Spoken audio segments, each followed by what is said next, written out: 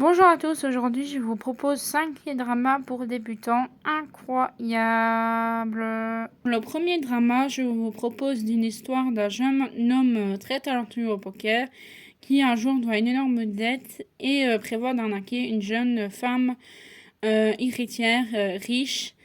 Et c'est un avantage que celle-ci est aveugle et cherche désespérément son frère disparu par une longue séparation. Et celui-ci fait passer pour lui. Et franchement, j'ai adoré le couple. Il a une bonne alchimie. À chaque fois que tu les vois à l'écran, tu as le sourire jusqu'aux lèvres. Et c'est mon couple préféré. Et si vous allez-y, si vous l'avez pas encore vu, vous rigolez. Aussi, il y a des très beaux décors et je trouve qu'il n'est pas assez visionné.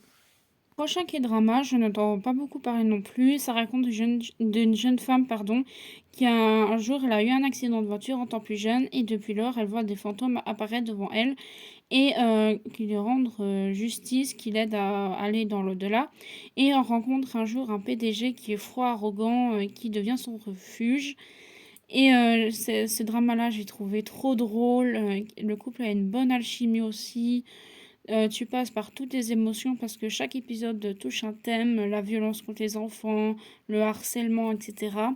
Donc si vous voulez aller le voir, préparez votre boîte de mouchoirs. Troisième drama, je vous propose Monsieur Queen. Ça raconte d'un chef cuisinier de l'an 2000 qui propulse en l'an Joseon dans Corée et qui est un chef cuisinier macho, etc., qui se incarne dans la princesse héritière, celle-ci s'est suicidée quelques jours avant le mariage, et il va voir pourquoi elle s'est suicidée, etc.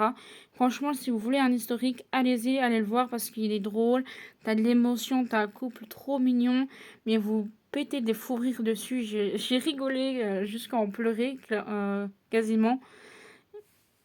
Allez-y. Pour ce drama-là, ça raconte une écrivaine pour enfants qui a des troubles psychologiques dus à l'enfance et un employé psychiatrique qui a des problèmes aussi. Et franchement, j'ai trouvé très mignon ce couple, le trio très attachant, des personnages incroyables. Vous allez rire, pleurer, tout. Les décors, je les ai trouvés fabuleux. Les acteurs incroyable aussi. L'acteur qui a joué l'autiste, j'ai trouvé attachant. Il était incroyable. Franchement, une pépite aussi celui-là. Prochain, c'est une pépite aussi. Ça raconte d'un jeune homme qui cherche désespérément un travail et qui se fait recaler à chaque fois. Et un jour, il rentre déprimé sur un pont et il voit un SDF essayer de se suicider et il rencontre deux faucheuses. Et il tombe accidentellement avec le SDF et il tombe dans le coma pour 3 mois. Soit 3 mois ou 6 mois. Et il a choisi 6 mois.